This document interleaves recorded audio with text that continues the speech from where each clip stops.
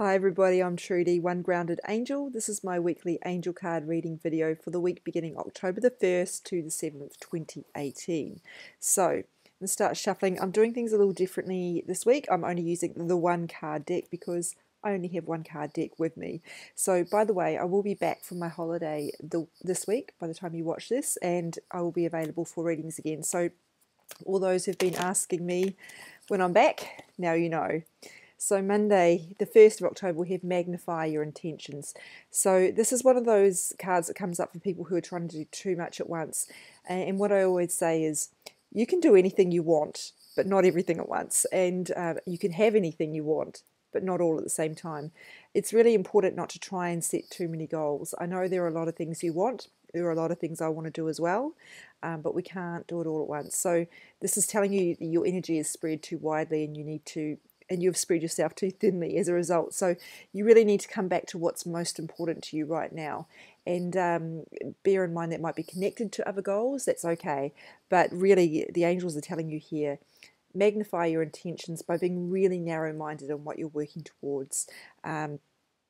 Yeah, the card says, please bring your focus back to the key intention and let your angels help. So this is not only if you are trying to do too much at once, it might also be if you have been too wishy-washy about what you actually want. It's really asking you to be quite focused. So, oh, Tuesday just jumped right out. Your wishes are coming true. And this card is connected to this one in a way because it reassures you that what you are working towards and what you do want will happen. But of course, we need to bear this message in mind when we follow through with this, because sometimes people come to me for readings or will ask for, guidance, and what they really want to hear is that everything's going to work out fine, which I totally get. That's very reassuring. But what they don't want to hear is that they're going to have to do some work to get there. People seem to think that sometimes energy work or any sort of spiritual path journey is, just a case of wanting something and then it turns up.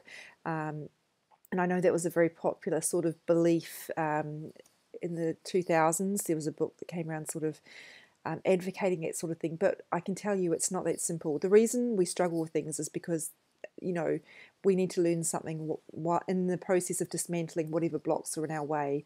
And often those blocks are a projection of what's going on in our head. Not saying they're not real, but there are things that we need to work through so we can learn something that has been an obstacle for us mentally, physically, spiritually, and usually emotionally, because it's often an emotional block. I'm afraid of this, therefore something comes up. And I posted last week a quote about how fear comes up to show us that we're on the right track. So often people think fear means, oh, it's a sign, it's not meant to be, and they back away. And it's often the opposite is true. There are exceptions. Often some things are just not meant to be, and you get consistent barriers and all sorts of warning signs, but it's really about your intuition that will tell you the difference. So gone off track, but what this is telling you is that things will work out for you, but you have to be willing to do the work. And please don't be discouraged. That's also the message there. Wednesday, be interesting. I haven't used one deck for the whole week in a long time, if ever, in fact. So it might be more difficult to see the themes, or perhaps easier because, well, we'll see what happens anyway. Patience. So it's a card about patience in just about every deck I use, and that's because we're not very good at it. We really don't want to believe that things are not as within our control as what we would like, and sometimes we just need to be patient with the process. If things aren't coming true for you fast or in the manner you would like, it can be very easy to be discouraged. But this card is that you need to have patience and try and see the universe is always playing a very long game, and there's a reason for that. It's not just to mess with you, it's because there's something you need to learn along the way. Sometimes other things need to come into place before you can get get to where you need to be. In the case of a soulmate relationship, for example, it may be that the other person has got work to do or things they need to work through before they're ready to meet you, and probably you need to do some more work on yourself as well. It's one thing that people struggle with soulmate relationships. They think if I just want it enough, it'll happen for me, and that's just not the case. Thursday, simplify your life. Actually, this and this are quite closely related because it's talking about overdoing it again. So I would say that stress is coming through as maybe not stress, because stress is the symptom, not the cause, but I would say trying to put too much pressure on ourselves to do too many things at once is just going to see you come undone. And this is about you've taken on too much, and you're not going to achieve anything if you try to do everything at once. And you're also going to lose your most precious resource, which is resources, time and energy. You can't get those back. So please, you don't, if you are measuring your success on achieving as much as you can, you might have some work to do to dismantle that, because the measure of our worth doesn't come from how much we achieve or how perfect our house is, or how good our bodies look on Instagram or anything like that. So it might be that the reason you're trying to do too much is because the things that you place your value in are, you're buying into an unwinnable battle. Essentially, you can never achieve a sense of worth from looking perfect, for example, or for being the most successful, because there will always be more things to achieve, and you'll never get to where you want to go. So it might be that there's some deeper work here for you to do around that. But essentially, the card is just about paring back, not trying to do all the things all the time, and look at where you might be overcomplicating things. Oh, it's a really awkward shuffle.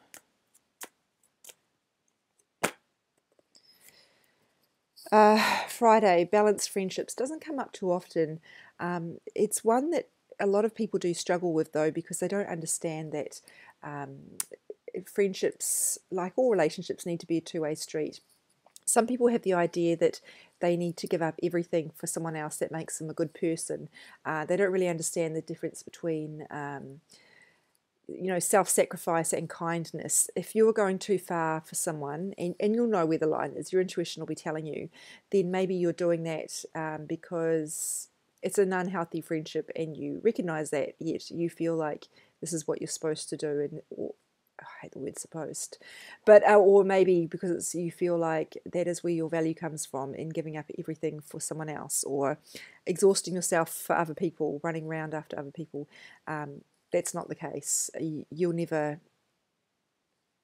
get value out of that friendship if that's the case. It needs to be a two-way street, because you can't give up everything. You'll leave yourself exhausted. I think I was trying to explain there that love needs to flow in both directions. You need to give it and receive it. But I'm also getting this idea that I need to explain. Glennon Doyle was talking about how she has a history. She's a blogger, a spiritual blogger, and I don't know if she would call herself a spiritual blogger, but I call her a spiritual blogger. She's very much a compassionate advocate.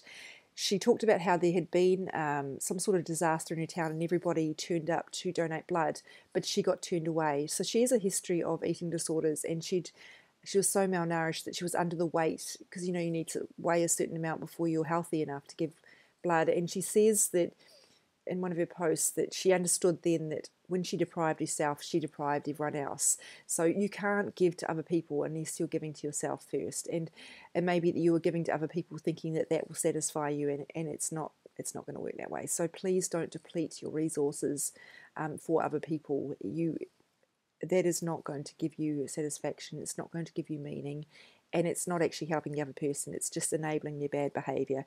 So gone a little bit off track here, but maybe some of you needed to hear that. The message is, please cull those friendships which are not serving you. And I'm not saying that friendships need to serve you, but I am saying they need to serve you both. And if you are being exhausted by an energy vampire or someone who's taking advantage of you, there's no honor or glory in that. That's not an act of love. That's no one was put here to be a doormat. So please move away from those relationships where you are being adversely affected. You are the only one who can do that. It's no good to say, well, they should know better. People don't know better sometimes, and it's up to you to teach people how you deserve to be treated. And if you're not doing that, you're doing yourself an enormous disservice. Saturday, shield yourself. Oh, shielding. We've had so many messages about this lately. I've explained it a billion times, but for those of you who don't know, there is an article on my website, www.onegroundedangel.com. Just type shield into the search field and you'll find it. I'm not going to post it again because I think everyone's seen it 100 times. But it's about making sure that your energy field is protected so you are not taking on board other people's nastiness, their cynicism, negativity, their fears. We can't always be separate from other people's energies, unfortunately, particularly if you happen to be related to negative people. So what you need to do is protect yourself, especially if you're an empath. Make sure you are not taking on other people's stuff. You don't honor them, you don't serve them by taking on board their stuff. That's not what empathy is. That's where you are suffering needlessly. They don't need you to suffer as well. You can have empathy for their situation and not take it on board. Sunday, open your third eye. We had this card, was it last week? 2 weeks ago now. And I think I might have explained at the time that the third eye is not just about your ability to see messages from the universe or to be connected to the universe. It's also about the way you see the world. So this might be asking you to clear any blocks that you have where you're not seeing things clearly. Maybe you're deluded about your relationship with someone else, as per this card. Maybe you are holding on to something that's not true at all. Maybe you are seeing things differently or seeing yourself differently into to how things really are.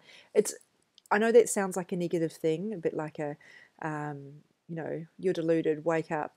It's not meant to be like that. It's meant to be like a loving kind of invitation for you to clear the mist that's obscuring you from the fear-based messages that mean you haven't been seeing things clearly.